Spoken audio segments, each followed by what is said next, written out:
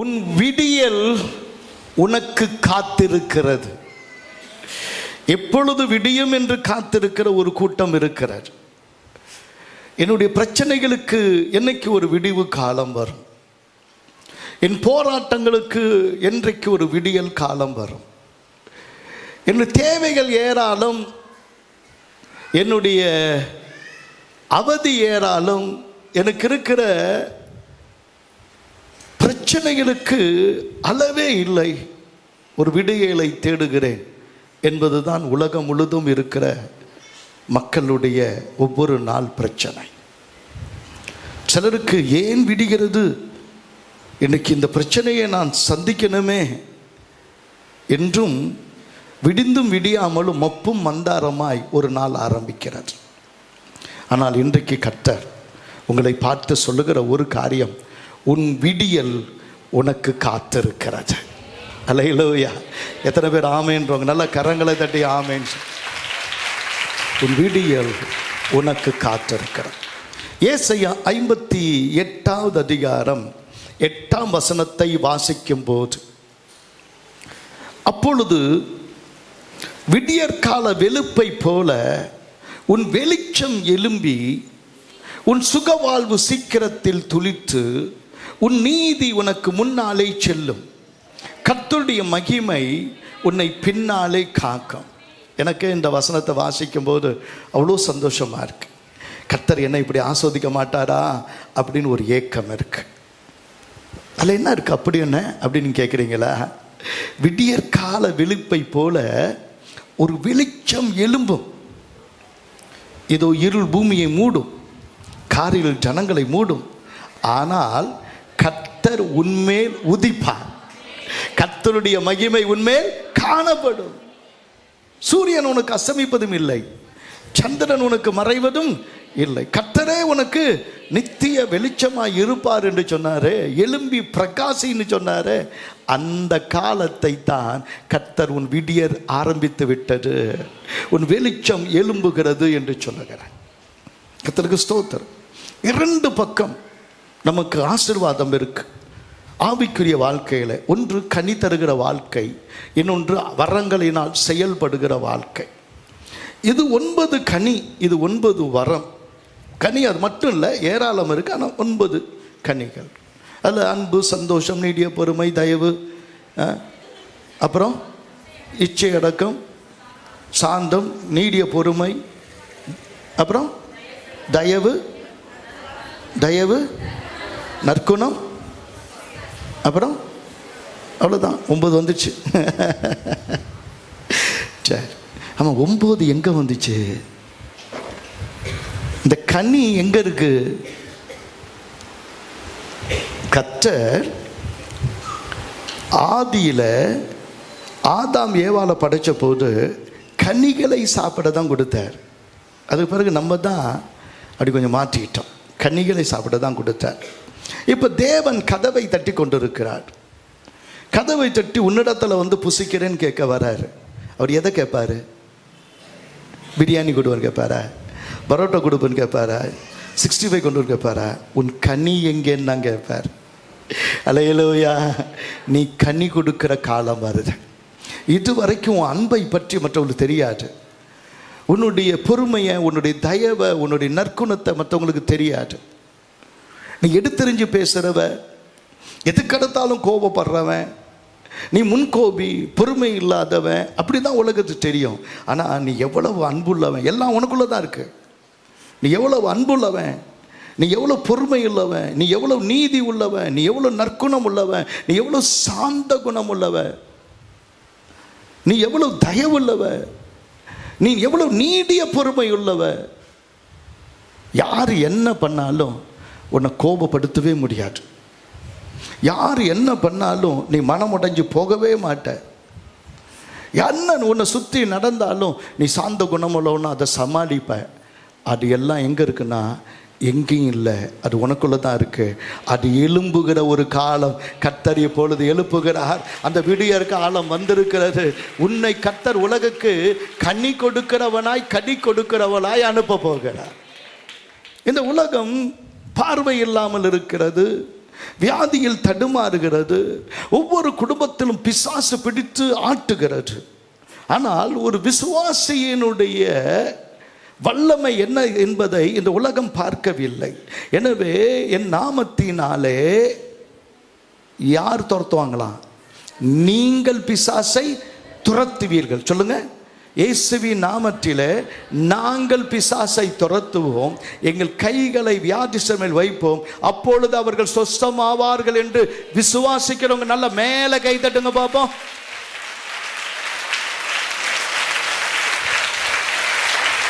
இவன்ட்ட எனக்கு கொஞ்சம் கோபம் இருக்கு. எல்லாத்தையும் என் மூஞ்சியே எடுத்துக்கிட்டு இருக்கிறான். இது கட்டும்போது அவனுக்கா ஒரு உணர்வு வேணும். இதெல்லாம் உண்மைப்பா, எனக்கே நம்ப முடியாம மயக்கம் வருது. கனி நிறைந்த இடம் இதுதான், வர நிறைந்தவர்களும் இவங்க தான். இது எலும்பு போகிறது. அல்லேலூயா. இது எலும்பு போகிறது. தேவன் சபையை உயிர்ப்பிக்க போகிறார். உனக்குள்ள இவ்வளோ நல்ல குணம் இருந்தது, உனக்குள்ள இவ்வளோ வர இருந்தது உனக்கு தெரியாது. விடியற்கால அந்த வெளிச்சம் எழும்புகிறது. உன் சுக வாழ்வு சீக்கிரமாய் துளிர்க்கும். சுக வாழ்வுனா என்ன அர்த்தம் தெரியுமா? சுக வாழ்வுனா பாயில் படுத்துக்கிறது, தலகாணி கூட இல்லாமல் கையை வச்சுட்டு படுத்துக்கிறது, தெருவில் ஒரு போர்வை இழுத்து போத்துக்கிட்டு சாக்கை போட்டுக்கிறது சுக வாழ்வு இல்லை. அப்படி காரில் வந்து இறங்கினா அதுக்கு பேர் சுக வாழ்வு. நல்ல காரில் வந்தால் நல்ல சுக வாழ்வு. அப்படி படுக்கிற மெத்தையில் அப்படி நல்லா அப்படி மொத்தமாக இருந்து அதில் படுத்தா நல்லா. வீட்டில் ஒரு ஏசியாவது இருந்து படுத்தா அது கொஞ்சம் சுக வாழ்வு. அப்புறம் சரி, எல்லாத்தோட 2 தான் ரொம்ப முக்கியம். என்னன்னா, நல்லா சாப்பிடணும், நல்லா தூங்கணும். ஆமேன்னு சொல்லுங்க பாப்போம். இன்னும் வாய் திறக்க மாட்டேங்கிறீங்க. எதுக்கு ஒரு கல்யாண பத்திரிக்கை வந்தோன்னு அலையிறீங்க? இவன்கிட்ட பிரியாணி போடுவோம், பிரியாணி பண்ணுவோம் ஓடுறீங்க.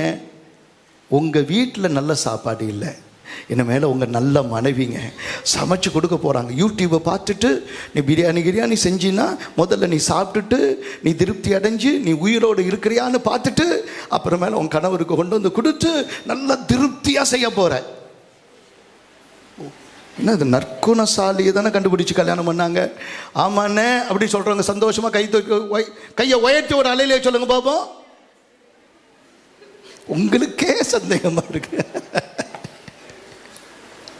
கர்த்தருக்கு ஸ்தோத்திரம். சுக வாழ்வுனா என்னன்னா, கர்த்தருக்கு என்னுடைய வருமானம் எனக்கு போதும், இன்னும் நிறையாவே இருக்குது, நான் கடன் வாங்கலை, நான் நல்லா இருக்கிறேன் அப்படின்னு சொல்கிற ஒரு சுக வாழ்வு உனக்கு வரப்போகுது. எத்தனை பேர் விசுவாசிக்கிறீங்க? அல்லேலூயா. எங்கள் வீட்டு வந்து பாருங்கள், எங்கள் வீட்டு வந்து பாருங்கள், ஃப்ரிட்ஜ் இருக்குது, அப்புறம் என்ன இருக்கும், மிக்சி இருக்குது, அப்புறம் ஏசி இருக்குது, வாஷிங் மிஷின் இருக்குது, அப்புறம் கிரைண்டர் இருக்குது. ஏன்னா ஒன்று ஒன்றா போய் அப்புறம் ஒன்று ஒன்றா கீழே போய் கரண்டி இருக்குது, முள்ளு கரண்டி இருக்குதுன்னு சொல்ல போகிறீங்க.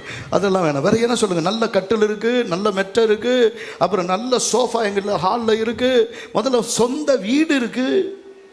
என்ன இருக்குது? இதெல்லாம் போடுறதுக்கு வீடு இல்லை, சொந்த வீடு இருக்குது, நல்ல கார் இருக்குது, அதில் காரில் போடுறதுக்கு பெட்ரோலுக்கு காசு இருக்குது, பேங்க்கில் பேலன்ஸ் இருக்குது. இத்தனை இருந்தால் தானே சுக வாழ்வு. இந்த சுக வாழ்வை கர்த்தர் எனக்கு கொடுக்க போகிறார். இன்றிலிருந்து என் சுக வாழ்வு துளிர்க்கும் என்று விசுவாசிக்கிறவங்க கை தட்டக்கூடாது. ஏஞ்சி நின்று கை தட்டினாங்கன்னா அந்த சுக வாழ்வு நிச்சயமாக இன்னையிலிருந்து ஆரம்பிக்கும். ஏன்னா அது துளிர்க்கும்ன்றாங்க. இதில் உங்களுக்கு நம்பிக்கை இருக்கு. உன் சுக வாழ்வு இன்றைக்கு துளிர்க்கிறது. ஏசாயா 58:8, ஏசாயா 58:8 வாய் திறந்து சொல்லு. ஏசாயா 58:8 என் சுக வாழ்வு துளிர்க்கும். உட்காரு. உன் நீதி உனக்கு முன்னாலே செல்லும். உன் நீதியை பார்க்கும்போது ஆச்சரியப்படுவாங்க. உன்னை பார்க்கும்போதே கையெடுத்து கும்பிடணும்னு நினைப்பாங்க. அவ்வளவு ஒரு நீதி. உன் நீதிக்கு போராடக்கூடாது, ஸ்டேஷனில் நிற்கக்கூடாது, போலீஸ் ஸ்டேஷனில் நிற்கக்கூடாது, கோர்ட்டுக்கு போகக்கூடாது. உன் நீதி அவர் செய்வார். அல்லேலூயா. நீதிகரிக்கிற கர்த்தர். எல்லாத்தை விட கர்த்தருடைய மகிமை உன்னை பின்னாலே காக்கும். அப்படின்னா என்ன அர்த்தம்னா, இந்த நான் கேத்தலிக்கில் இருக்கும்போது நிறைய அந்த செயின்ஸ்னுடைய படம் போட்டிருக்கு பார்ப்பாங்க. அதில் பார்த்தீங்கன்னா இந்த மாதா சொல்லுவேன், மாதா பின்னாடி ஒரு ரவுண்டு இருக்கும் பின்னாடி, அப்புறம் சூசைப்பர் பின்னாடி இருக்கும், அந்தோனியார் இருக்கும், அப்படி எந்தெந்த அச்சசங்க சபசியார் அது இதுன்னு சுற்றி ஒரு வட்டம் இருக்கும். அது என்ன அர்த்தம் அப்படின்னா, அது சொட்டை இல்லை, அது வட்டம். அது எதுக்காக அதை போட்டிருக்கிறாங்க அப்படின்னா, ஒரு மகிமை அவர்கள் மேல் இருக்கிறதா. ஒரு இடத்திலும் அவர்கள் மேலே ஒரு மகிமை இருக்குன்னு வேதத்தில் எழுதலை. ஆனால் இன்னையிலிருந்து உன் பின்னால் கர்த்தருடைய மகிமை உன்னை காக்கும்படி தொடர்ந்து வரப்போகிறது. கர்த்தருடைய வேதத்தை விசுவாசிக்கிறேன். கர்த்தர் அதை நிச்சயமாக நிறைவேற்றி கொடுப்பாரு. கேள்வி என்னன்னா, யாருக்கு கர்த்தர் கொடுப்பாரு அப்படின்னு சொல்லும் போது சங்கீதம் 136 சொல்லுது. சங்கீதம் 136 சொல்லுது. அந்த வசனத்தில் வாசிக்கும் போது, எப்பொழுது விடியும் என்று விடியற் காலத்துக்கு காத்திருக்கிற ஜாமக்காரரை பார்க்கிலும் அதிகமாய் என் ஆத்துமா ஆண்டவருக்காக காத்திருக்கிறார். என் ஆத்துமா ஆண்டவருக்காக காத்திருக்கிறது. நீ கர்த்தருடைய சமூகத்தில் ஜெபிக்கிற ஒவ்வொரு நேரமும், கர்த்தருடைய சமூகத்தில் உபவாசிக்கிற நேரமும், வேதத்தை வாசிக்கிற நேரமும், கர்த்தரை நேசிக்கிறேன் என்று ஆராதிக்கிற அந்த நேரம் எல்லாம் தேவனாகிய கர்த்தர் அந்த பொழுது, அந்த விடியல் உனக்கு விடியும்படி கர்த்தர் கட்டளையிட நல்லவராயிருக்கிறார். கர்த்தரை தேடுகளுக்கோ, வாயை திறந்து சொல்லுங்க, ஒரு நன்மையும் அல்லேலூயா, நிச்சயமா அது நடக்கும். எப்ப? திரும்பியும் ஒரு கேள்வி. ஏசாயா 58 திரும்பி எடுத்துக்குங்க. 13ஆம் வசனம் 14ஆம் வசனத்தை நான் வசனமாய் கொடுக்கிற காரணம், வசனம் ஒரு நாளும் வீணாய் போகாது. அல்லேலூயா. என் பரிசுத்த நாளாகிய ஓய்வு நாளிலே உனக்கு இஷ்டமானதை செய்யாதபடி. அப்படின்னா என்ன அர்த்தம் அப்படின்னா, இது கர்த்தர் உனக்கு கொடுத்த ஓய்வு நாள். ஒவ்வொரு ஞாயிற்றுக்கிழமையும் லீவு இல்லை, அது கர்த்தர் நமக்கு கொடுத்த ஓய்வு நாள். உன்னுடைய சரீரத்துக்கு ஓய்வு தேவை, உன்னுடைய ஆத்துமாவுக்கு உணவு தேவை. சொல்லுங்க, சரீரத்துக்கு ஓய்வு தேவை, ஆத்துமாவுக்கு உணவு தேவை. அந்த ஆத்துமாவினுடைய உணவை கர்த்தரிடத்தில் பெற்றுக்கொள்ளணும்னா அதிகாலையில் கர்த்தருடைய சமூகத்தை தேடி என்ன பண்ணணும்? ஓடி வரணும். கர்த்தருடைய உணவு கொடுக்கும்போது ஒரு 20 லட்சத்துக்கும் மேற்பட்ட மக்கள் அங்கிருந்து புறப்பட்டு வந்தபோது, எங்கிருந்து எகிப்திலிருந்து புறப்பட்டு வந்தபோது அவங்களுக்கு ஆண்டவர் அப்படியே பெரிய பெரிய போரா சாப்பாடு வச்சு அண்டாவா சாம்பாரையும் மீன் குழம்பையும் வச்சிருந்தார. அவர் கொடுத்த ஒரே உணவு, அதுக்கு பேர் மன்னா. அந்த மன்னாவை எப்படி கொடுத்தாருன்னா, எல்லாரும் வாங்க, உங்கள் எல்லாருக்கும் இன்றைக்கி மூட்டை அரிசி தரேன் அப்படின்னா அன்றைக்கி நிச்சயமாக எல்லோரும் வந்துடுவீங்க. மூட்டை உங்களுக்கு எத்தனை மூட்டை வேணாலும் எடுத்துங்க. ஆனால் அந்த மூட்டை அரிசியெல்லாம் எடுத்துட்டு இந்த கிரவுண்டெல்லாம் தெளிச்சுட்டு பொறுக்கிக்குங்கன்னு சொன்னால் நீங்கள் பொறுக்கிக்குங்களா? எங்களை என்ன நினச்சிங்க? ஒரு நாள் பொறுக்க விடலை, ஒவ்வொரு நாளும் ஒரு கொத்துமல்லி அளவு தான் இருக்கும். இங்கே ஒன்று கிடக்கும், அங்கே ஒன்று கிடக்கும், ஓடி இங்கே ஒரே இடத்துல இல்லை. ஏன்னா இப்படி கொண்டு வந்து அப்படி நிறையா இருக்குன்னு சேர்த்தா மண்ணோடு தான் எடுப்பான். அது மண்ணோடு இருக்கக்கூடாது. ஒன்று என்ன பண்ணணும்? பார்த்து தான் பொறுக்கணும். கையை வச்சு அழுந்தி போயிடக்கூடாது. அது கொத்துமல்லி மாதிரி இருந்தது. அது இடிச்சாவது சமைச்சாவது என்ன பண்ணலாம், சாப்பிட்லான்ற அளவுக்கு அது கொஞ்சம் ஹார்டாக தான் இருந்தது. கொத்துமல்லி அளவு தான் இருந்தது. ஒன்றா பொறுக்குனாங்க, குடும்பமே பொறுக்குனாங்க, பிள்ளைகளும் தேடுனாங்க. அது கர்த்தருடைய வசனம். அல்லேலூயா. அது தேனிட்ட பணியாரம் போல் இருந்தது. என்னைக்கு உனக்கு வசனம் கசக்குதோ அன்னைக்கு உனக்கு உடம்பு சரியில்லைன்னு அர்த்தம். பாலும் பிடிக்கல, படமும் பிடிக்கலன்னா ஒன்று தான், உனக்கு ஜுரம் அடிக்குதுன்னு அர்த்தம். கர்த்தருடைய வசனத்தை தேடும்போது, அதிகாலையில் தேடும்போது முதல்ல நீ என்ன பண்ணணும்? உனக்கு இஷ்டமானதை என்ன பண்ணாத, செய்யாத. இல்லைன்னா உன் ஆத்மா பட்டினி கிடக்கும். உன் காலை விலக்கி அப்படின்னா இன்னைக்கு எங்கே போகணும்? ஐயோ, ஞாயிற்றுக்கிழமை கல்யாணம் வச்சுட்டான், ஞாயிற்றுக்கிழமை தான் வீடு திறக்கிறான் அப்படின்னு சொல்லி, ஞாயிற்றுக்கிழமை தான் பிள்ளைக்கு காது குட்டி வச்சுட்டான், என் ஃப்ரெண்டு நான் வரலன்னு சொல்ல முடியாது. இன்றைக்கி பார்த்து வேலையை பெயிண்ட் அடிக்கிற வேலையை வச்சுக்கிட்டாங்க, நான் போனால் தான் இன்றைக்கி ஒரு 1000 ரூபா சம்பளம் கிடைக்கும். உன் காலை விளக்கு. உன் காலுக்கு சொல்லணும், இன்றைக்கி நான் போய் சம்பாதிக்கிறத விட கர்த்தருடைய சமூகத்தில் இருந்தால் என்னை 1000 மடங்கு அவர் ஆசீர்வதிப்பார். அல்லேலூயா. அவருக்கு பிரியமானதை செய்யும்போது எல்லாம் எனக்கு சக்ஸஸாக என்ன பண்ணோம் ஆகும், எல்லாம் சக்ஸஸ் ஆகும். நான் இஷ்டமானது செய்யக்கூடாது, எனக்கு இஷ்டமானது செய்யக்கூடாது. கர்த்தருக்கு ஸ்தோத்திரம். எல்லாம் நான் கேத்தலிக்கில் இருக்கும்போது ஞாயிற்றுக்கிழமை வந்துச்சுன்னா, ஏதாவது இல்லைன்னா ஈஸ்டர் வந்துச்சுன்னா அல்லது கிறிஸ்மஸ் வந்துச்சுன்னா எங்களுக்கு செம்ம வேலை. செம்ம வேலைனா வேலை. என்ன வேலைன்னா, காலையிலே தெரியாமல் கோழியை திறந்து விட்டுருவோம். அப்புறம் டேய் பிடிங்க, நானா ஊரெல்லாம் சுற்றி நாங்கள் வரும்போதே அது இன்னைக்கு கிறிஸ்மஸ்ன்னு தெரியும் எல்லாருக்கும். அதுதான் இயேசு பிறந்த நாளுக்கு அர்த்தமா? இன்னைக்கு ஞாயிற்றுக்கிழமைக்கு அர்த்தமா? அது உன் காலை விலைக்கு. ஞாயிற்றுக்கிழமைப்பா. இன்றைக்கி கூட ஒருத்தர் நான் ஜபம் பண்ணி தான் அந்த வீடு கட்டுனாங்க. அவங்க சொல்கிறாங்க, இன்றைக்கி அண்ணன் வச்சுட்டேனே வந்துருங்கண்ணே அப்படின்னு. நான் சாய்பையை விட்டுட்டு வந்துடுவா, நான் ஆராதனை விட்டுட்டு வந்துடுவா, எனக்கு கொஞ்சமாவது புத்தி இருக்குதா உனக்கு? நான் ஆராதனை விட்டு வந்துடுவேண்ணா, சபை என்ன கேட்டால் நீ வச்ச அப்படின்னு கேட்கணும்னு மனசில் இருந்துச்சு. ஆனால் வாயில் பிரதர் இதெல்லாம் நியாயமா அப்படின்னு கேட்டு நிறுத்திட்டேன். நான் மனசில் இருக்கிறது ஓப்பனாக சொல்கிறேன்.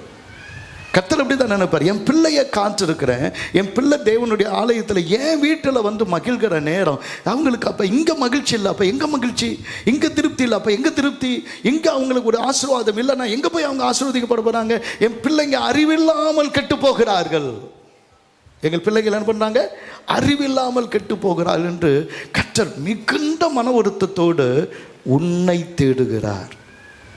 பக்கத்தில் இருக்கிறவங்க அப்படி குத்தி சொல்லுங்க, உன்னை தேடுகிறார். அப்படி குத்தணும். சில குத்தியே குத்துறேன், சரி குத்தியாவது சொல்லுங்க, குத்தியாவது. அப்படி நான் சொல்றது கீழ்படிக்கிறீங்களா? ஏன்னா அப்படியே உட்காந்துருக்க நீங்க சில மாதிரி. ஏம்மா மேலே என்ன பண்ணுறீங்க? அப்படி குத்துருங்க. அது பக்கத்தில் இருக்கிற குத்துங்க, என்ன ஆயிடுவாங்க? சண்டை கட்ட போட்டாங்கன்னு என்கிட்ட வாங்க வாங்க, நான் ஊசியை வச்சு குத்தி விடுறேன். கர்த்தருக்கு ஸ்தோத்திரம். நம்ம அப்பா காத்திருக்கும் போது சபையில் யாருக்கு பார்க்கறதுக்கு நீங்கள் வரல? அப்பாவை பார்க்க வந்திருக்கிறோம், ஏசப்பாவை பார்க்க வந்திருக்கிறோம், கர்த்தருடைய முகத்தை பார்க்க வந்திருக்கிறோம். கர்த்தர் ஒரு நாள் உன்னை ஏமாற்ற மாட்டார், என்னைக்கும் குறைவாக வைக்க மாட்டார். தேவன் நிச்சயமாக உன்னை ஆசீர்வதிப்பார். அவருடைய சமூகத்தில் உனக்கு ஆடல் பாடல் உண்டு, அவருடைய சமூகத்தில் பெரிய விருந்து உண்டு, உனக்கு ஒரு அதிகாரம் உண்டு, உனக்கு ஒரு மேன்மை உண்டு. மீண்டுமா நீ இழந்ததை எல்லாம் திருப்பி கொடுக்கிற முத்திரை மோதிரம் உண்டு. அல்லேலூயா. அதை கர்த்தருடைய நாளை அந்த வசனம் சொல்லுது, அவருடைய உன் வழிகளின்படி நடவாமலும் உனக்கு இஷ்டமானதை செய்யாமலும், உனக்கு இஷ்டமானதை செய்யாமலும். அப்படின்னா ஃபோனை வச்சுக்கிட்டு நோண்டிக்கிட்டே உட்காந்துருக்கிறது ஞாயிற்றுக்கிழமை இல்லை. உட்காந்து எழுதுன அந்த வசனத்தை திரும்பி ஒரு தடவை படிக்கிறது. இன்னைக்கு எங்கேயாவது ஊழியத்துக்கு போகலாமா அப்படின்னு கேட்கறது, ஊழியத்துக்கு போகிறது, ஒரு 4 பிள்ளைங்களையாவது வச்சு சுவிசேஷம் சொல்கிறது, ஒவ்வொரு சொந்தக்காரங்க வீட்டுக்கு போகிற நாள் இன்னைக்கு தான். எதுக்கு தெரியுமா? சுவிசேஷம் சொல்றதுன்னா போ, இல்லைன்னா போகாத. ஆராதனை விட்டுட்டு போயிடாத. இங்கே என்ன கொடுக்குறோமோ அந்த நல்ல செய்தி எடுத்துகிட்டு போய் அவங்களுக்கு சொல்ல போ. அது மகிமையுள்ள நாள் நானே. கர்த்தருக்கு ஸ்தோத்திரம். வசனம் சொல்லுது, இஷ்டமானதை செய்யாமலும் உன் சொந்த பேச்சை பேசாமலும், உன் சொந்த பேச்சை பேசாமல். ஒருத்தர் சொல்றாரு, ஒரு நல்ல விசுவாசி சபையை விட்டு வெளியே போகும்போது 15 நிமிஷத்தில் திரும்பியும் இங்கே என்ன செய்தி கொடுத்தாங்களோ அது அவங்களுடைய மூளையில் யோசனையில் வந்தால் அவன் தான் நல்ல விசுவாசி. அன்னைக்கு முழுசும் அது அவனுடைய தியானமாக இருந்தால் அவங்க தான் விசுவாசின்றார். கரெக்டா இல்லையா? இங்கேருந்து போகும்போது எக்கா எப்படி இருக்கிறேன் அண்ணே, உங்களை பார்க்கணும் தானே வந்தேன். ஏன் இங்கே இருக்கிறவங்கெல்லாம் உறவுக்காரங்களா தெரியலையே? எல்லாம் 1000 வருஷம் ஆளுகை செய்ய போகிற ஆட்கள் இங்கே தான் இருக்கிறாங்க. இதுதான் நித்திய உறவு. அல்லேலூயா. அங்கே போய் ஒவ்வொருத்தவங்களும் ஒருத்தர் விசாரிச்சாலும் இந்த சபை இன்னும் 4 மடங்கு பெருகும்பா. உண்மையா? அது எல்லாம் இங்கே போன எக்கா அப்படின்னு போய் நிற்கிற நீ. நான் பார்ப்பேன், அப்படி மேலேருந்து பார்த்தேன், எல்லாம் அந்த குடும்பம் அப்படி சுற்றி இந்த கல்யாண மண்டபத்தில் வந்துட்டு பார்த்தீங்கன்னா கச்சமுச்சு அப்படி அது எப்படி இருக்குது? எனக்கு சின்ன வயசில் போன மீன் கடை மாதிரி இருக்கும்.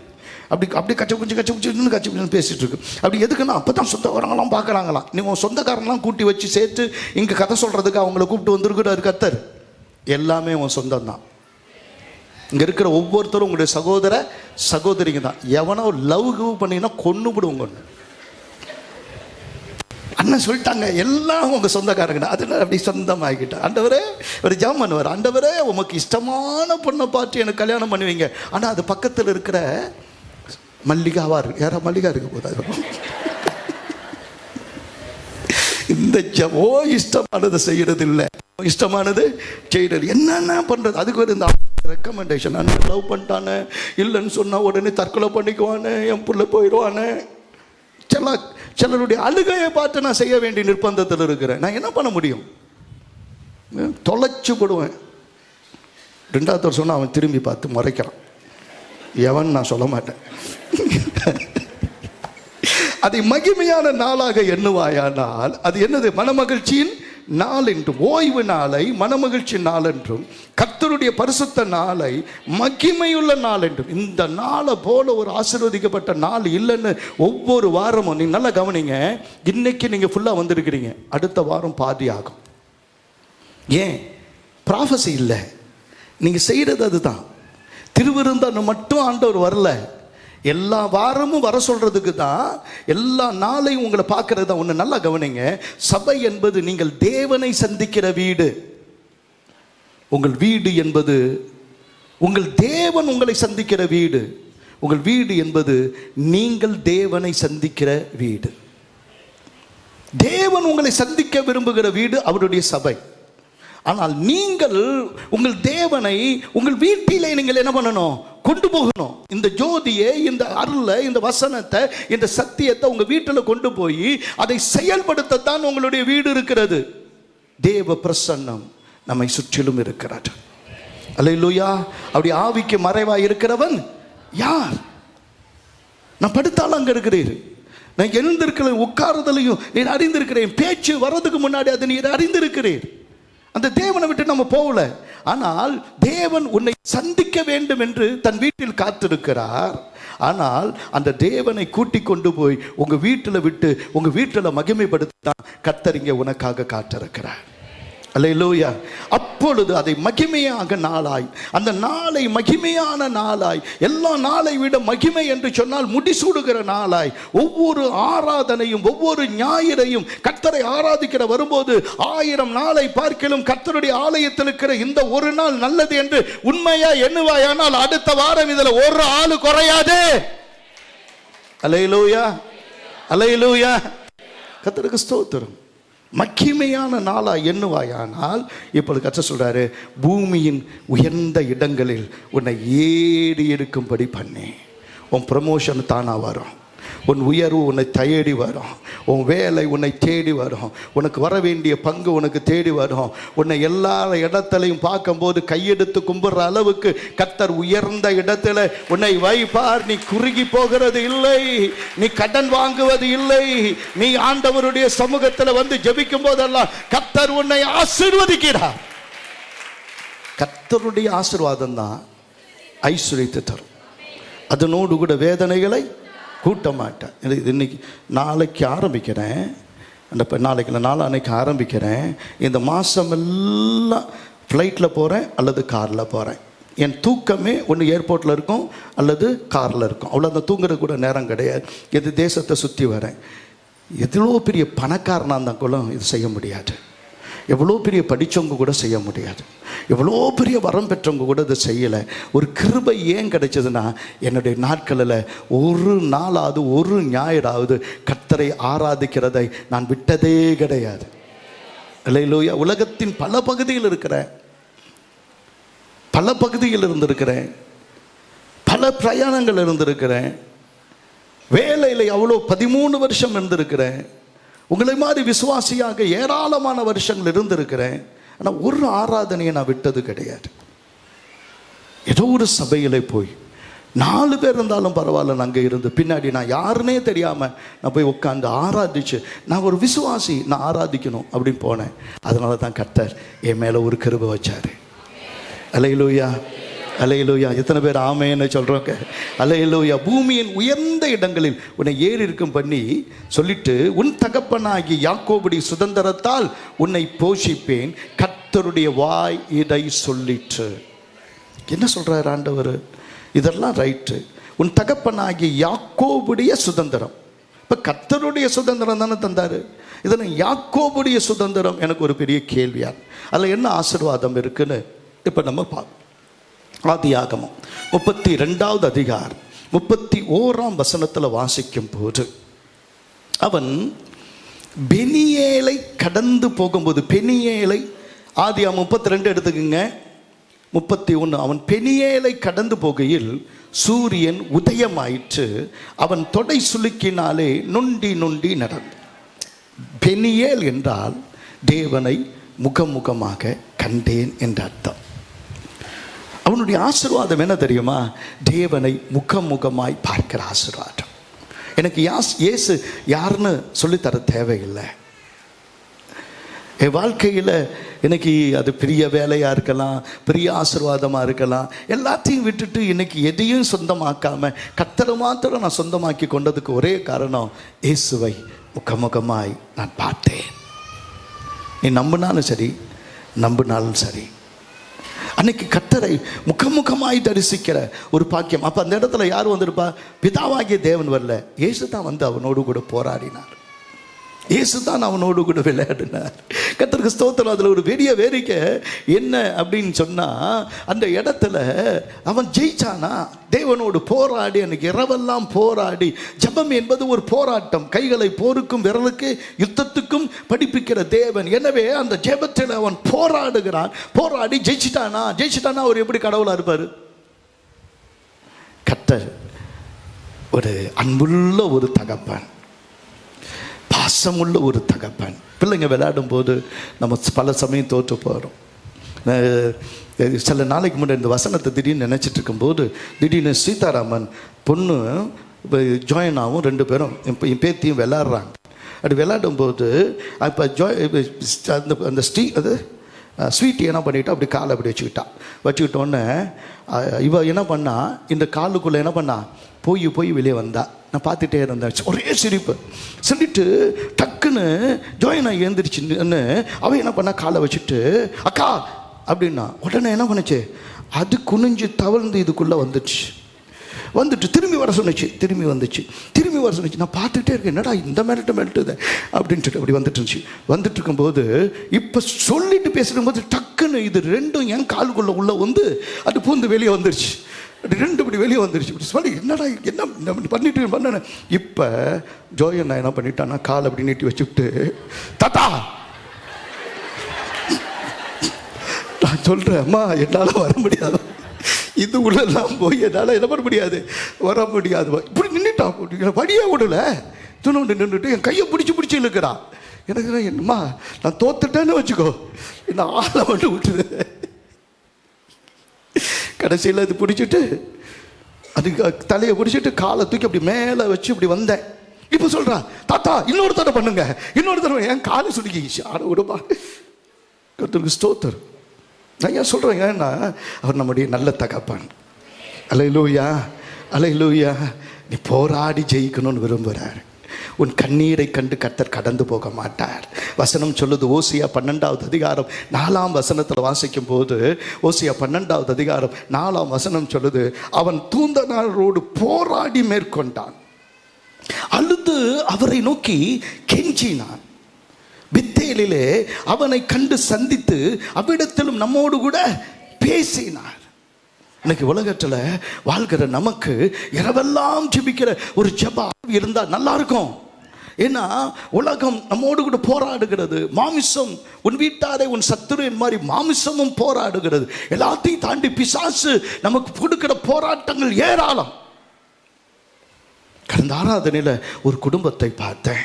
அந்த குடும்பம் தொடர்ந்து அவர்கள் வந்து ஜெபித்து கொண்டிருக்கிறாங்க. ஒரு வயதான ஒருவர் அப்படி உட்காந்து வீல் சேரில் உட்காந்துருப்பதை பார்த்துருப்பீங்க. அவர் பேர் ராஜேந்திரன். அவருக்கு சரியாக 64 வயசு. நான் பிறந்த அதே மாதத்தில் பிறந்த வருஷத்தில் இப்படி பிறந்திருக்கிறாரு. ஒரு பில்லி நல்ல கடை, ஒரு பில்லி சூனியம் முழு குடும்பத்தையும் பாதித்து விட்டது. எழுந்து நட முடியாத அளவுக்கு பில்லி சூனியம். நாம் வாழ்கிற உலகம் மிகவும் கொடிய உலகம். இது பிசாசு நிறைந்திருக்கிற உலகம். இதிலிருந்து தப்புவதற்கு இரவெல்லாம் போராடி ஜெபிக்கிற ஒரு பழக்கத்தை நாம் ஏற்படுத்த வேண்டும். சித்திரமும் கை பழக்கம், செந்தமிழும் நாப்பழக்கம்னா ஜெபம் ஒரு பயிற்சி. நீ பயிற்சி பண்ணி தொடர்ந்து ஜெபிக்கணும். ஒரு தடவை திபத்தில் ஊழியம் செய்து, அது பல திபத்தில் ரொம்ப ரொம்ப மேடான பகுதிகள், ஒரு சின்ன கிராமம் போனால் பார்க்குறது பக்கத்தில் இருக்கும், அது 10 மைல் அப்படி சுற்றி சுற்றி சுற்றி போகிற மாதிரி இருக்கும். அங்கெல்லாம் போய் சாது சுந்தர் சிங் அவருடைய ஒரு உதவியாளரும் சேர்ந்து அப்படி சுற்றி வந்து போனால் இருட்டிடுச்சு. இப்போ காலையில் சாப்பிடல, பசி மயக்கம். ஒரு குடியானவனை பார்த்து, ஒரு சின்ன வீடு, அந்த குடியானவனை பார்த்து கொஞ்சம் இடம் தெரியானவனு இப்படி காவி உடைய பார்த்து அவர் என்ன சொல்லிட்டாரு, நீங்கள் என் கட்டலில் படுத்துங்க, நான் வேணா கீழே படுத்துக்கிறேன். 2 பேர் படுக்கிறதுக்கு தான் இடம், இந்த உதவியாளருக்கு இடம் இல்லை. என்ன சொன்னார், கதவு சாத்தியாச்சு. ஏங்க கதவு சாத்துறீங்க? இல்லை, நீங்கள் வெளியில் இந்த டின்னர் இருக்குது, இது படுத்துக்குங்க, அதில் ஒரு போர்வை தந்து இதில் படுத்துக்குங்க. சரி, படுத்துக்கிட்டார். அவர் வந்தவர் திரும்பி வந்து சொன்னார், இங்கே பாம்பு பயம் அதிகம், அதனால் நீங்கள் சூடாக எங்கே இருந்தாலும் பாம்பு வந்து நைட்டில் உங்கள் பக்கத்தில் படுத்துக்கும், பத்திரமா இருந்துக்குங்கன்ட்டார். அதுக்கு பிறகு தூக்கம் வரும். அது ஒரு சின்ன விளக்கு உள்ளே எரிஞ்சிட்ருக்கு. அப்படின்னு இவர் எந்திரிச்சு பாம்பு வருதா, ஏன்னா அது காட்டு பகுதி, அது வேலி கூட கிடையாது, எதுவும் கிடையாது, ஒரு காம்பவுண்டெல்லாம் கூட கிடையாது.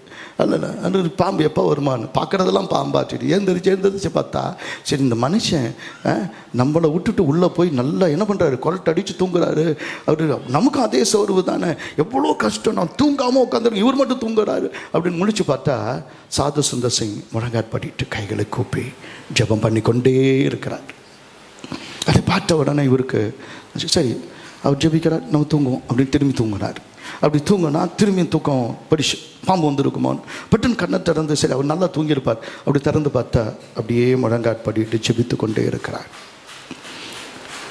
திரும்பியும் விடிய காலையில் அவரை அறியாமல் நல்லா தூங்கிட்டு சரி அவர் என்ன ஆச்சு அப்படின்னு சொல்லிட்டு இப்படி எழுந்துச்சு பார்த்தா, திரும்பி அதே விளக்கு வெளிச்சம் விடியற் காலையில் அப்படியே ஜெபம் பண்ணி கொண்டே இருந்தார். காலையில் முதல் கேள்வி, இந்த பாம்பு பயத்தில் நான் தூங்கவே இல்லை ஐயா, ஆனால் உங்களுக்கு எல்லா வசதி இருந்தும் நீங்கள் ஏன் தூங்கலை, எப்படி உங்களால் தூங்காமல் இருக்க முடிஞ்சு, எவ்வளவு வசதி இருந்தது, எவ்வளவு பலவீனம் இருந்தது, சாப்பிடாம பசி வேற, எப்படி உங்களால் ஜெபிக்க முடிஞ்சது அப்படின்னு அவர் சொன்னார், முதல் அரை மணி நேரம் நான் என்னை அவர் கையில் கொடுப்பதற்கு போராடி ஜெபிப்பேன். முதல் அரை மணி நேரம் என்னை அவர் கையில் கொடுப்பதற்கு போராடி ஜெபிப்பேன். அவர் கையில் நான் கொடுத்துட்டேன்னா அவர் கடைசி வரைக்கும் விடிய விடிய அவரோடு நாங்கள் உறவாடுவோம். அவர் என் மனசில் என்ன சொல்கிறாரோ அதெல்லாம் ஜெபிப்பேன். அப்படியே ஜெபித்து நேரம் போவதே தெரியலை, இரவெல்லாம் நான் ஜெபிக்கிறேன் என்று சொன்னார். நல்லா கைதட்டி ஆமேன்னு சொல்லுங்கள். அல்லேலூயா. உங்களுக்கு அந்த ஆசீர்வாதம் உங்களுக்கு தெரியணும், அந்த ஆசீர்வாதம் உங்களுக்கு தெரியணும். ஏன்னா இதுக்கு முன்னாடி இவனுக்கு ஒரு காரியமானது இருந்தது. அந்த ஜெபத்திலே நமக்கு வாக்குத்தத்தத்தை பிடித்து கொண்டு ஜெபிக்க முடியுமானால் ஜெபிக்க முடியும். இவனுக்கு ஒரு பெரிய பயம் இருந்தது. 20 வருடம் கடந்து வருகிறான் யாக்கோபு. தன்னுடைய அண்ணனாகிய ஏசா மறந்துருப்பான் அப்படின்னு நினைச்சான். ஆனால் அவனுக்கு முன்னாடி ஆளை அனுப்பி, அவன் இருந்த சேயீர் மலை தேசத்துக்கு ஆளை அனுப்பி, உங்களுடைய தம்பி இப்போ நல்லா இருக்கிறாரு, கல்யாணம் பண்ணிட்டாரு, பிள்ளை குட்டிகளோட வராரு, நிறைய ஆடு மாடெல்லாம் இருக்கு, உன்னை ஒன்றும் கொடுக்க வேணாம், அவர் நல்ல ஆசீர்வாதமா இருக்கிறாரு, உன்னை பார்க்க வராரு, அவ்வளோதான். 20 வருஷம் கழிச்சு பாரு. ஏசா சும்மா இருந்திருக்கலாம். சொல்லுங்க, இதான் நான் உன்னை என்ன பண்றேன், நான் சந்திக்க வரேன், யாக்கோபை சந்திக்க வரேன் சொல்லுங்க, ஒரு 400 பேரோட நாங்கள் வரோம். முடிஞ்சு போச்சு. வந்தா ஒரு ஆள் வந்தாலே அவன் அடிச்சு போட்டுருவான்.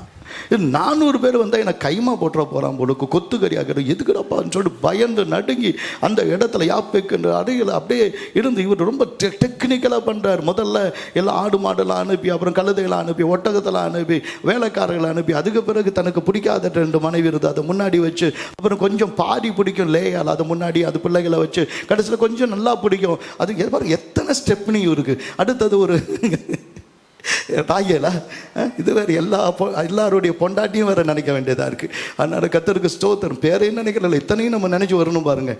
அது வேறு ராயலிங்க எல்லாத்தையும் நினச்சி அவர் முன்னாடி வச்சு, அந்த பின்னாடி அவருடைய பிள்ளைகளை வச்சு கடைசியாக அப்படி பார்த்து, அந்த நேரத்தில் உயிர் பயம் வந்தபோது, உனக்கு ஒரு உயிர் பயம் வருமானால் தூங்க முடியாது. அந்த பயம் அவனை ஆராய்ந்து அறிய பண்ணினார். எல்லாற்றை விட தேவனுடைய வாக்குத்தத்தத்தை பிடிக்க வச்சது. என்ன அப்படின்னு சொல்கிறாரு 28வது அதிகாரத்தில் ஆதியாகமத்தில் 11 அவன் வாழ்க்கை அஸ்தமித்து போன ஒரு நாள் உண்டு. அதைத்தான் வசனம் சொல்லுது. ஒரு இடத்திலே வந்து சூரியன் அஸ்தமித்தபடியினாலே அங்கே ராத்தங்கி அவ்விடத்து கற்களில் ஒன்றை எடுத்து தன் தலையின் கீழ் வைத்து அங்கே நித்திரை செய்யும்படி படுத்து கொண்டான். ஒரே நாளிலே அவருடைய சுகவாழ்வு போயிடுச்சு. அவங்க அம்மா அப்பாவை விட்டுட்டு அனாதையை வந்துட்டான். சொந்த அண்ணனே அவனை எங்கே கண்டனாலும் வெட்டி போடுறேன்னு நிற்கிறான். இன்னைக்கு திரும்பி அந்த வீட்டுக்கு போக முடியாது. எங்கே போகிறேன், எங்கே வாழ போகிறேன், எனக்கு தண்ணி கிடைக்குமா, சாப்பாடு கிடைக்குமா, நான் தங்க முடியுமா, இல்லை காட்டிலேயே செத்துருவேனா, அனாதையே செத்துருவானா, இப்படி தான் கண்ணீரோடு போனான். ஆனால் ஒரு கர்த்தர் வானத்துக்கும் பூமிக்கும் ஒரு ஏணியை வைத்து உனக்கு ஒரு மகிமையான வாழ்க்கை இருக்கிறது. தேவ தூதர்கள் ஏறுகிற பாதையில் நீயும் ஏறுவாய். தேவ தூதர்கள் கொடுக்கிற அந்த மகிமையான உணவும் உனக்கு கிடைக்கும். கவலைப்படாது, மேலே நான் இருக்கிறேன், நான் உன்னை பார்த்துக்கிறேன் என்று சொன்னது மாத்திரமல்ல, அவர் சொல்கிறார் 15ஆம் வசனத்தில் கர்த்தர் பேசுகிற வார்த்தை அவனோடு என்ன தெரியுமா? நான் உன்னோடு இருந்து நீ போகிற இடத்திலெல்லாம் உன்னை காற்று, இந்த தேசத்துக்கு உன்னை திரும்பி வர பண்ணுவேன், நான் உனக்கு சொன்னதை செய்யும் அளவும் உன்னை கைவிடுவது இல்லை என்றார். இவன் என்ன திரும்ப பிடிச்சுக்கிட்டான்? ஆண்டவரை, நீ போகிற இடமெல்லாம் இந்த 20 வருஷம் காற்று, நான் என்னை பெருக பண்ணினீங்க, ஆனால் என் தேசத்துக்கு நான் திரும்பி போகிறேன், இப்போ 400 பேரோடு வருகிறேன்றானே, என்னை கொன்று போடுவான். உங்கள் நினைவுகள் அவருடைய நினைவுகள் அல்ல. நம்ம இதை ப்ரிஜிடிஸ்ன்னுவாங்க. நம்ம ஒரு ஆளை பார்க்கும்போது என்ன தான் பார்க்குறாரு, அவர் என்ன தான் பேசினார், இதுக்காக தான் அப்படி பண்ணாங்க, அவங்க இப்படி பண்ணாங்க, போனாங்க வந்தாங்க அப்படி சொல்கிறதெல்லாம் அவன் முறைக்கிறத என்ன பார்த்து தான் முறைக்கிறான். அப்படி நான் 1.5 கண்ணாக கூட இருக்கலாம். சிலருக்கு கண்ணே காக்கா கண்ணாக இருக்கும். காக்கா கண்ணுன்னா அது எங்கே பார்க்குதுன்னு இது வரைக்கும் காக்காவுக்குன்ற பார்த்து நான் கண்டுபிடிச்சதே கிடையாது. என்னங்க காக்கா கண்ணை பார்த்துருக்கீங்களா? அது எங்கே பார்க்குதுன்னு நமக்கு தெரியுமா?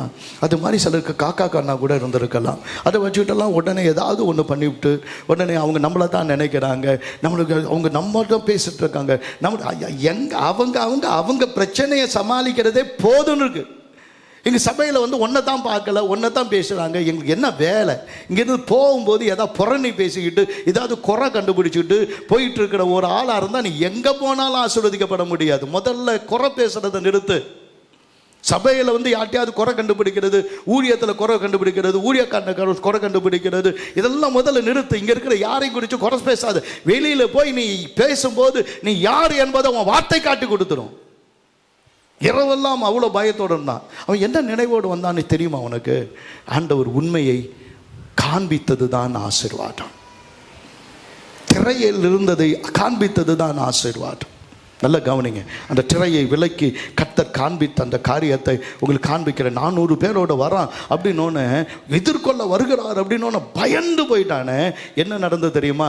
என்னைக்கு கர்த்தரோடு போராடும் போது அது வரைக்கும் நான் வாழ்ந்தவன், அவன் செஞ்சதெல்லாம் சரின்னு சொன்னவன், எல்லாம் அவன் பேரை எத்தன், எனவே எப்படியோ சம்பாதிச்சுட்டான், எப்படியோ வாழ்ந்துட்டான். கர்த்தருக்கு ஸ்தோத்திரம். ஆபிரகாம் நேர்மையான வழியில் சம்பாதிச்சான்.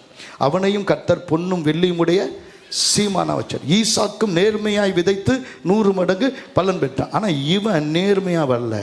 என்னென்ன கிருத்தனம் பண்ணணுமோ அது அத்தனையும் பண்ணி தான் சம்பாதிச்சான். ஆனால் எல்லாம் இதுதான் கரெக்டு அப்படின்னு சொல்லிட்டு அவன்கிட்டயே அவங்க பொண்ணையே காட்டாமல் பிள்ளைகளை காட்டாமல் லாபானை விட்டு என்ன பண்ணிட்டான்? வந்துட்டான். அண்ணனை ஏமாத்தனா, அப்பாவை ஏமாத்தனா, தான் செஞ்சது தப்புன்னு அவனுக்கு ஒன்றுமே தெரியல. தேவன் தொடும்போது ஏன் நொண்டி நடந்தான்னா, நடக்கிற ஒவ்வொரு நடையும் இப்போ நான் செஞ்ச பாவம் என்ன, என் அக்கிரமம் என்ன என்று மனம் திரும்பினானே, அதுதான் அவனுடைய வாழ்க்கையின் ஆசீர்வாதத்தின் முதற்படி.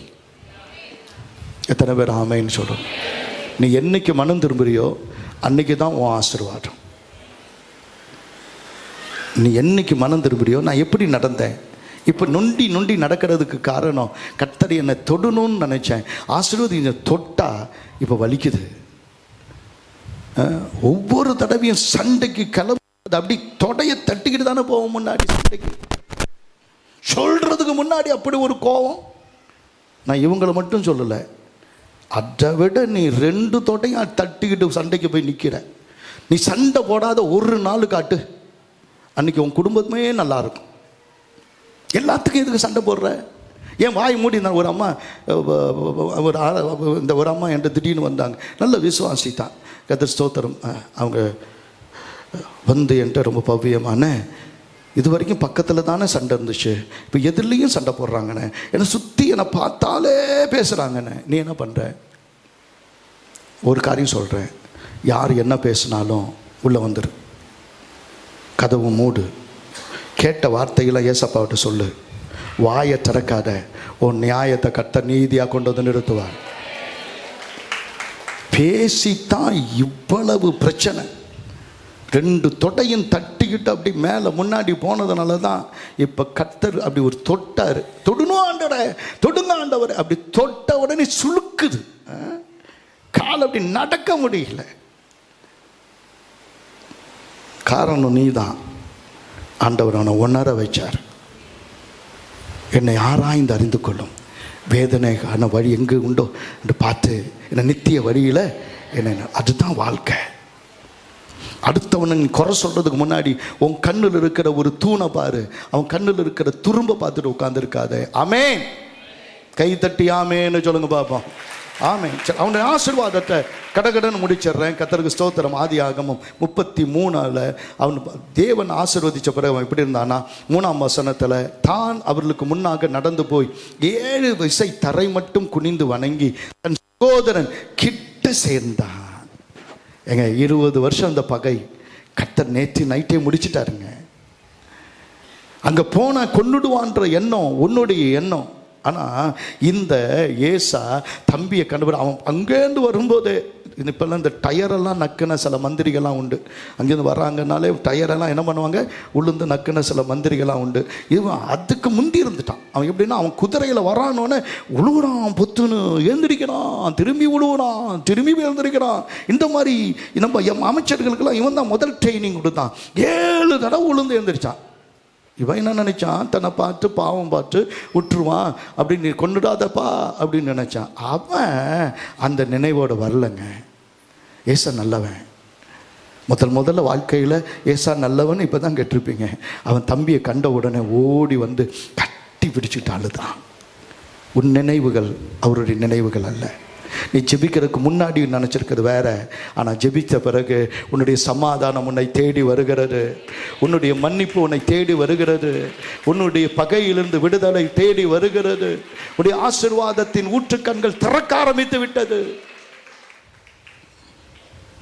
2வது 8ஆம் வசனத்தில் 33:8 அப்பொழுது அவன் ஏசா கேட்கிறான், எனக்கு எதிர்கொண்டு வந்த இந்த மந்தையெல்லாம் என்னத்துக்கு என்றான். அதற்கு அவன், என் ஆண்டவுடைய கண்களிலே எனக்கு தயவு கிடைத்ததுக்கு அப்படின்னு. இன்னும் அவன் நம்பலை. என்னன்னா, ஒன்று இந்த பரிசை வெகுமானத்தை பெற்றுக்கொண்டா அவன் மன்னிச்சிட்டான்னு அர்த்தம், எதிரி இல்லைன்னு அர்த்தம். இப்பயும் டெஸ்ட் பண்ணுறான். இதை கொடுத்து அவன் எதிரியாக இருக்கிறானா, இல்லை இன்னைக்கு வாயால் என்னை கட்டி பிடிச்சி தம்பின்னு அழுதான், அங்கே போனோன்னு ஒட்டு மொத்தமாக வச்சு செஞ்சுட்டான்றாங்களே, அது மாதிரி வச்சு எதாவது செஞ்சிடுவானோ அப்படின்னு பயந்து இப்போ இதெல்லாம் கொடுக்குறான். கொடுக்கும்போது எப்பா வேணாம்ப்பா வேணாம், இல்லை தயவு செஞ்சு எடுத்துக்கிட்டான். நம்ம என்ன கொடுத்தாலும் நம்ம வீட்டுக்கு சமாதானம் வேணும், அதுக்கு என்ன விலை வேணாலும் கொடுங்க. அல்லேலூயா. மருமகளை 60 வயசுக்கு மேலே இருக்கிறவங்களை கனம் பண்ணுற ஒரு நாள் வருது. மருமகள்கள்லாம் கவனிங்க. அன்னைக்கு உங்கள் மாமியாரை கூட்டிகிட்டு வாங்க சபைக்கு. மருமகளே மணமகளே 8ஆம் தேதி வா, ஒரு புடவை எடுத்துகிட்டு வா. எனக்கு இல்லை, ஐயோ அக்காவுக்கு இல்லை, எடுத்துகிட்டு வா. உங்கள் அம்மாவுக்கு கொடுத்து அவங்கள வாழ்த்து. நீ என்ன விலை கொடுத்தாலும் சரி, உங்கள் வீட்டுக்கு சமாதானம் வரணும். உங்களுக்கு மட்டும் சும்மா இல்லை, போகும்போது அச்சன்னா ஸ்வீட்டோட வந்தால் தான் வீட்டில் சேர்ப்பேன்னு சில ஆட்கள் இருக்குது. இன்றைக்கி என்ன வாங்கி கொண்டு போய் கொடுப்பியோ தெரியாது. வீட்டில் சண்டை போட்டுட்டு வந்திருந்த போகும்போது எங்கே நாகூர் அல்வாவாக இருக்கலாம் அல்லது காரைக்கால் அல்வா இருக்கலாம், அல்வா கொடுத்தாவது மனைவியை சமாதானப்படுத்தணும். அப்படி எதுக்கு சபைக்கு வந்தீங்க? காரைக்கால் அல்வா கடையில் ஒரு பெரிய லைன் நிற்கும் என்று நான் நம்புகிறேன். எந்த விலை வேண்டுமானாலும் கொடுக்கலாம், ஏன்னா சமாதானம் பெரியது. உங்கள் வீட்டில் நீ சண்டை போட்டு சாதிக்கிறத விட சமாதானம் பண்ணி சந்தோஷமாயிரு. எத்தனை பேர் நான் சொல்கிறது உண்மைன்னு நினைக்கிறவங்க நல்லா கை வைத்து ஆமேன்னு சொல்லுங்க. சண்டை போட்டு சாதிக்க வேணாம், சமாதானம் பண்ணி சந்தோஷமாயிரு. 3வது 33:12 அவன் புறப்பட்டு போவோம் வா, நான் உனக்கு முன்னே நடப்பேன்னு ஏசா சொல்றான். அதற்கு யாக்கோபு சொல்றான், அவன் பிள்ளைகள் இளம் பிள்ளைகள் என்றும் கறவையான ஆடு மாடுகள் என்னிடத்தில் இருக்கிறது என்றும் என் ஆண்டவனுக்கு தெரியும். அவைகள் ஒரு நாளாவது துரிதமாய் ஓட்டினால் மந்தையெல்லாம் மாண்டு போகும். ஒரு மந்தையே நடத்தக்கூடிய அளவில் அவன் ஞானமுள்ளவனாய் மாறினான். பிள்ளைகளை, பெரியவர்களை, குடும்பத்தில் இருக்கிற எல்லாரும், வயசானவங்களை அல்லது யாரை எப்படி நடத்தணும் அப்படின்னு தெளிவாய் அவனுக்குள்ளே புத்தி வேலை செஞ்சிச்சு. கர்த்தருக்கு ஸ்தோத்திரம். தெளிவாய் புத்தி விழுந்தது. உன் சொந்த குடும்பத்தை விசாரிக்காமல் நீ மற்ற குடும்பத்தில் போய் என்ன பண்ணுற? எனக்கு ஒரு அருமையான அண்ணன் இருந்தாங்க, இப்போ இல்லை அந்த அண்ணன். அவன் அண்ணன் பேர் ஜெயராஜ். அவர் ஊருக்கெல்லாம் நல்ல உபதேசம் பண்ணுவார். கம்யூனிஸ்ட கொள்கைகளை உலகமெல்லாம் பரப்பணும்னு அவ்வளோ தீவிரம் உள்ளவர். அவர் எல்லாத்தையும் போய் நியாயம் பேசுவார். ஒரு நாள் அவர் ஒவ்வொரு தடவையும் அவருடைய மனைவி ஜெகதம்பாள் என்ற இடத்துல வந்து அழுவாங்க. அவங்க ஒன்றுமே சொல்ல மாட்டாங்க அவர் கணவரை பற்றி. குடிச்சிட்டு வந்து அடிக்கிறது, பேசுகிறது, பயங்கர மோசமாக நடந்து கொள்ளுகிறது அப்படின்றதெல்லாம் அவங்க சொல்லவே மாட்டாங்க. ஆனால் எனக்கு கேள்விப்பட்டேன். ஒரு நாள் திடீர்னு அவங்களும் அறியாமல் அவங்க வீட்டுக்கு போனேன். என்னை பார்த்தோன்னே பதறிட்டார் அவர். அண்ணா எப்படி நான் இவ்வளோ தூரம் வந்தீங்க அப்படின்னு. உங்கள் வீட்டுக்கு தான் வந்தானே. வாங்கண்ணே அப்படின்னு சொல்லிட்டு பக்கத்து வீட்டில் செலியன் வீடு இருந்தது அவங்க அப்பா. அது வந்து அவங்க வீட்டுக்கு போயிட்டார். உங்கள் வீட்டுக்கு தான் வந்தேன். வீட்டுக்குள்ளே போக விடவே இல்லை. அந்த வீடு எப்படி இருந்ததுன்னா ஒரு சின்ன குடிசை. பிள்ளைங்க வெளியில் தான் படுக்கணும். 2 பேர் தான் படுத்துக்க முடியும். ஒரு ஆள் போய் உட்கார முடியும். குனிஞ்சு இது இக்குளுக்குள்ளே போகிற மாதிரி ஊர்ந்து தான் உள்ளே போனேன். ஒரு குடிகாரனுடைய வீடு. வெளியில் கொள்கை பரப்பு செயலாளர். ஊரில் இருக்கிற மக்களுக்கெல்லாம் எல்லாம் பேசுவார். ஆனால் தன் மனைவியும் தன் பிள்ளைகளையும் தன் வீட்டையும் எப்படி வைக்க வேண்டும் என்று அவருக்கு தெரியல. வந்தார், ரட்சிக்கப்பட்டார். இன்றைக்கி அவர் வீடு ரொம்ப அழகாக இருக்குது. அவருடைய சபை அழகாக இருக்குது. 1க்கு 2 சபை, இன்னும் நிறைய சபை கட்டிக்கொண்டே போகிற அவங்களுடைய அவர் இல்லை. அதனால் அவர் பிள்ளைகள் இன்றைக்கி எழும்பி பிரகாசிக்கிறான். கைத்தட்டி ஆமேன்னு சொல்லு. அல்லேலூயா. எனக்கு நீ சபைகளை வந்ததனுடைய நோக்கமே உன் வீட்டை, உன் பிள்ளைகளை சரியாக நடத்தணும். உன் பிள்ளைகள் சொல்லணும், நாளைக்கு எழும்பி எங்கள் அப்பா அம்மா நடந்ததை பார்த்து தான் நான் கர்த்தரை ஏற்றுக்கொண்டு நடக்கிறேன்னு சொல்லணும். சரியாக நடத்தினான். கறவல் ஆடுகளை மெதுவாய் நடத்தினான். கறவல் ஆடு மெதுவாக நடத்தினான். குட்டிகளை அனைத்து அன்பு செய்கிறதுக்கு அவனுக்கு தெரிஞ்சது. உன் பிள்ளைகளை அனைத்து அன்பு செய்கிறதுக்கு உனக்கு தெரியுமா? இன்னைக்கும் நான் இதெல்லாம் வைக்கப்படுறதில்ல. இன்னைக்கும் காரில் ஏறணுன்னு இடம் இல்லைன்னா என் மக கேட்பா, அப்பா உங்கள் மடியில் உட்காந்துக்கிறேன் அப்படின்வா. அவளுக்கு இவ்வளோ பெரிய பிள்ளைங்க. இன்னைக்கு என் மடியில் வந்து உட்காந்துருன்னு சொல்லுவா. இன்னைக்கு என் பேர பிள்ளைகள் அப்படி தான். இல்லை பிள்ளைகள் அப்படி தான். கர்த்தருக்கு ஸ்தோத்திரம். சந்தோஷமாக இருக்கணும். ஒரு தகப்பன்ட்ட தாய்கிட்ட அந்த பாசத்தை பார்க்கணும். பாசத்தை வேற எங்கே தேடுவாங்க? நீ அன்பு காட்டாதனால தான் உன் பிள்ளைகள் எவனையோ கண்டு லவ்னு போய் விழுந்துருது. ஒருத்தர் இப்படி சொன்னார், உன் மனைவியை பார்த்து நீ சிரிச்சு எவ்வளோ நல்லாச்சு. நீ உன் மனைவியை பார்த்து சிரிக்கலைன்னா, உன் மனைவிட்ட நீ சந்தோஷமா இல்லைன்னா, அல்லது புருஷன்ட்ட நீ சிரிக்கலைன்னா, புருஷன்ட்ட நீ சந்தோஷம் இல்லைன்னா, ஒரு நாள் வரும் அப்பொழுது இவன் வேறொருத்தையை பார்த்து சிரிப்பான், நீ வேறொருவனை பார்க்க வேண்டியிருக்கும். ஒரு ஊழியக்காரர் தைரியமாக பேசினார். நான் பயந்து தான் பேசுகிறேன். பயமாக இருக்குது பேசுறதுக்கு. உண்மையை பேசுறது. நம்ம மனைவியை பார்த்து நீ சந்தோஷமாக சிரிக்கலைன்னா வேற ஒருத்தன் சிரிக்கிற ஒரு காலம் வரும். சிரிப்பாக சிரிப்பேன் அப்படின்னாரு. சரி, இதுக்கு மேலே போக வேணாம். கர்த்தருக்கு ஸ்தோத்திரம். உன் குடும்பத்தை நடத்த தெரியாது இருந்தால் ஒரு பெரிய மந்தையை கர்த்தர் கொடுக்கும்போது எப்படி ஆசிரியணும்? எனக்கு ஆண்டவருடைய கிருபையில் ஒரு வேலையை பார்த்து அதில் ஆண்டவருடைய கிருபை கொடுத்து குடும்பத்தை பார்த்து குடும்பத்தை விசாரித்து இன்னைக்கு 1000 பேர் உள்ள ஒரு சபை, இந்த சபையை கர்த்தர் கொடுத்து இதை இன்றைக்கு 60 சபையாக்கி அங்கே ஒரு பெரிய மந்தை இருந்து இன்னைக்கு 5000 பேருக்கு மேலே விசுவாசிகள் இருந்து இன்னைக்கு ஆண்டவருடைய கிருபை கொடுத்து 22 மாநிலங்களில் ஊழியத்தை கொடுத்து அங்கே இருக்கிற 72 டயசிஸ் ஆட்களோடு பழகி அத்தனை பேரையும் ஒரு பெரிய குடும்பமாய் மாற்றி பார்க்கிறதற்கு தேவன் செய்த பெரிய கிருபை என்ன தெரியுமா? நானும் என் வீட்டாரும் கர்த்தரையே சேவிப்போம். அல்லேலூயா. கர்த்தருக்கு ஸ்தோத்திரம். 4வது 33:17 யாக்கோபு சுக்கோத்திற்கு பிரயாணம் பண்ணி தனக்கு ஒரு வீடு கட்டி தன் மிருக ஜீவன்களுக்கு கொட்டாரங்களை போட்டான். அதனால் அந்த ஸ்தலத்துக்கு சுக்கோத் என்று பெற்றான். என்ன அர்த்தம்னா ஒரு செட்டில்டு லைஃபுக்குள்ளே வந்துட்டேன்றான். கூடாரங்களில் தான் சகரிச்சாங்க. அப்பப்போ கூடாரம் மாற்றிக்கிட்டே போயிட்டு இருந்தாங்க. பட் ஆனால் ஒரு செட்டில் பண்ணி கொட்டாரங்களை போட்டான். தகப்பனுடையோ தாத்தா மாதிரியோ இல்லாமல் ஒரு செட்டில் லைஃப் வந்தான். நல்லதோ கெட்டதோ நான் அந்த காரியங்களை சொல்கிறேன். நீ என்னைக்கு செட்டில் ஆவ? இன்னைக்கும் சபையில் வந்து குடிக்கிறவன் என்னைக்கு செட்டில் ஆவான்? இன்னைக்கும் சபையில் வந்து தருதலையாக நடக்கிறவன் என்னைக்கு செட்டில் ஆவான்? உனக்கு ஒரு வாடகை வீட்டில் உட்காந்துக்கிட்டு என் தங்கச்சிக்கு செய்யணும், எங்கள் அக்காவுக்கு செய்யணும், அவளுக்கு செய்யணும், இவனுக்கு செய்யணும், என் மாமன் அவளுக்கு செய்யணும், எல்லாம் உனக்கு செஞ்சவங்க தானே. உன் வேலையை பாரு, உன் குடும்பத்தை பாரு. என் அண்ணனுக்கு செய்யணும், அண்ணன் பிள்ளைக்கு செய்யணும், 1000 ஒரு முதல்ல உன் பிள்ளைக்கு செய்யி. உன் குடும்பத்தை ஒழுங்கா கட்டு, உன் வீட்டை கட்டு, செட்டில் ஆகு. நீ செட்டில் ஆகாம வருங்க, நீங்க நல்லா இருந்தா தான் 4 பேர் மதிப்பாங்க. நீ நடுத்தருவில் நின்றுக்கிட்டு மற்றவங்களுக்கு கொடுத்துட்டு உட்காந்துருக்காத. உழைக்கிறத உண்மையா செலவு பண்ண தெரிஞ்சுக்க. ஒழுங்கா அந்த இடத்துல எமோரியர் கையில் 100 வெள்ளி காசு கொடுத்து அதை வாங்கி கட்டினான் இருக்கு. வாங்கி கட்டினான், நல்ல ஒரு இடத்த வாங்கி கட்டி செட்டில் ஆகினான். இந்த வருஷம் கர்த்தர் உங்களை செட்டில் ஆக்க போறாரு. எத்தனை பேர் விசுவாசிக்கிறீங்க? உன் சுக வாழ்வு சீக்கிரமாய் துளிர்க்கும். நல்ல கை வைத்து அல்லேலூயா சொல்லுங்க. அல்லேலூயா, அல்லேலூயா. எல்லாத்தோட ஒரு ஆசீர்வாதத்தை சொல்லி நான் முடிக்கிறேன். கர்த்தர் 20ஆம் வசனத்தில் அங்கே ஒரு பலிபீடத்தை கட்டி அதற்கு ஏல் எல்லோஹே இஸ்ரவேல் என்று பெயரிட்டான். இஸ்ரவேல் அப்படின்னா என் தேவன் தான், என் தேவன், என் தேவன் தான் எனக்கு எல்லாம். நான் இன்னைக்கு பார்க்குற எல்லாத்துக்கும் காரணர் அவர் தான். பலிபீடம் அவன் தினமும் பார்த்து தேவனை மகிமைப்படுத்த, பலிபீடம் தன்னை பலியாக ஒப்பு கொடுக்க. கர்த்தருக்கு ஸ்தோத்திரம். ஒவ்வொரு நாளும் நாம் கர்த்தருக்கு கொடுக்க வேண்டிய ஜெபத்தை நேரத்தை கொடுக்கணும். தசம பாகம் நேரத்தில் கொடுக்கணும். ஒவ்வொரு நாளும் வேத வாசிப்பை பலியாக கொடுக்கணும். ஒவ்வொரு நாளும் மற்றவங்களுக்கு ஜெபிக்கிறத நம்ம பலியாக கொடுக்கணும். நேரம் இருக்கு, ஜெபிக்கணும்.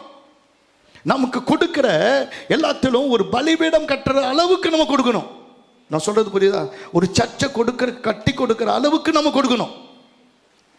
என்ன இப்படி மூச்சு இல்லாம பேச்சு இல்லாம மாறிட்டீங்க?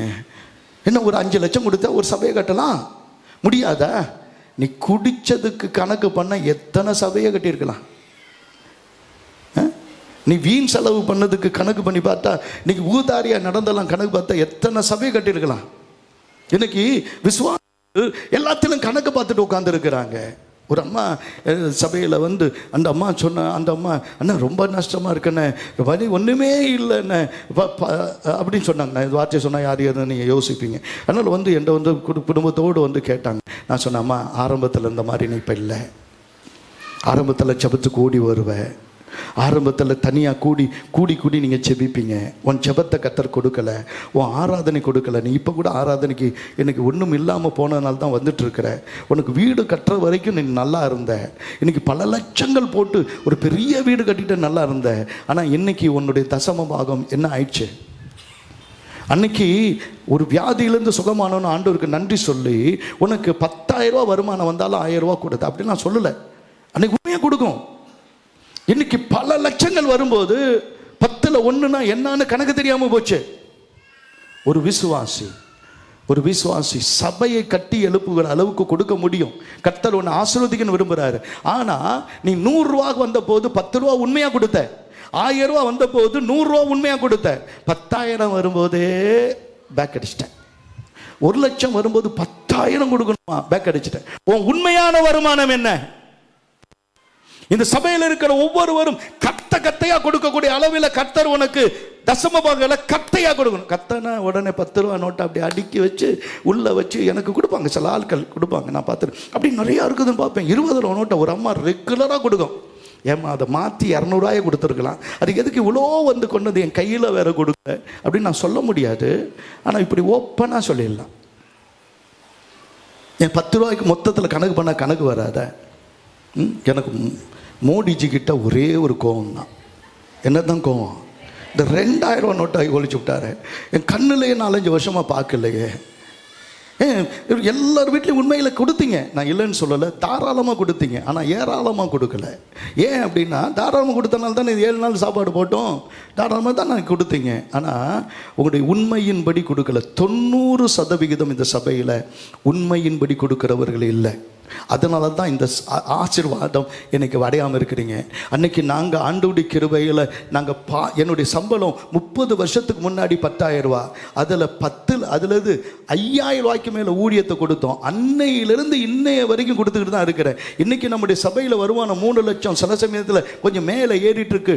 ஆனாலும் கூட 1.5 லட்சத்துக்கு மேலே இன்னைக்கு மிஷினரிகள் கொடுக்குறோம். இன்னைக்கு 50,000 ரூபாய்க்கு மேலே பசியிலா காரைக்கால் கொடுக்குறோம். மாசத்தில் கணக்கு பண்ணி பார்க்கும்போது நம்ம சபைக்கு செலவு பண்ணுறதை விட மற்றதுக்கு செலவு பண்ற அளவுக்கு தேவனாகிய கர்த்தர் ஏராளமாய் கொடுத்து நம்மை நல்லா வச்சிருக்காருன்னு கொடுக்க ஆரம்பிச்சதுதான். எந்த சபையில நான் வாங்கல, எந்த வெளிநாட்டில இருந்து வாங்கல, நான் சொத்து தேடிக்கல.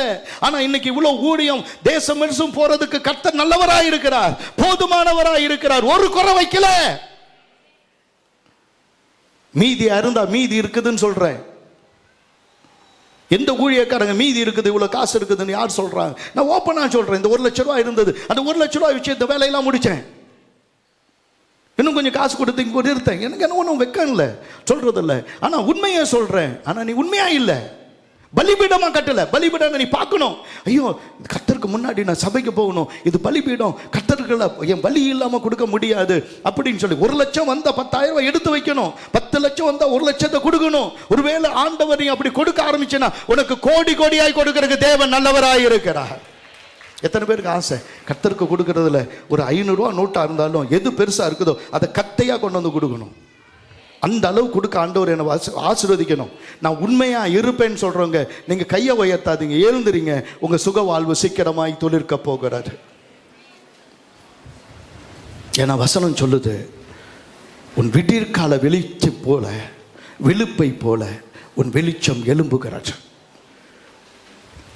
ஜபத்தில் தசமமாகும் கொடுங்க, வேத வாசிப்பில் தசமமாகும் கொடுங்க, உங்களுக்கு கிடைக்கிற எல்லாத்திலும் உண்மையா கொடுங்க. சில ஆள் எப்பையும் அந்த 200 ரூபா தான் கொடுப்பாங்க. சில ஆள் எப்பையும் ஒரு பெரிய போட்டு கட்டினாங்க, அந்த போட்டுக்கு பேரு நல்லா வச்சாங்க, நான் தான் ஜெபிச்சேன். என்னைக்குமே 50 ரூபா தான் கொடுப்பாங்க. எனக்கு அந்த போட்டே இல்லை, அது போட்டே இல்லை, எல்லாம் வித்து தின்னுட்டாங்க. உன் ஆசீர்வாதம் போனதுக்கு காரணம், புத்தலான பைய போல போட்டதுக்கு காரணம், நீ உனக்கு இஷ்டமானதை செய்யற. உன் காலை விளக்கு, உன் வழிகளின்படி நடக்காத, உனக்கு இஷ்டமானதை செய்யாத, உன் சொந்த பேச்ச பேசிட்டு உட்கார்ந்துருக்காத. ஓய்வு நாள மனமகிழ்ச்சி நாள்னு சொல்லு, அது பரிசுத்த நாள், மகிமையுள்ள நாள்னு சொல்லி அதை மகிமையாக எண்ணுவாயானால் நீ கர்த்தரில் மனமகிழ்ச்சியாயிருப்பாய். அல்லேலூயா, அல்லேலூயா.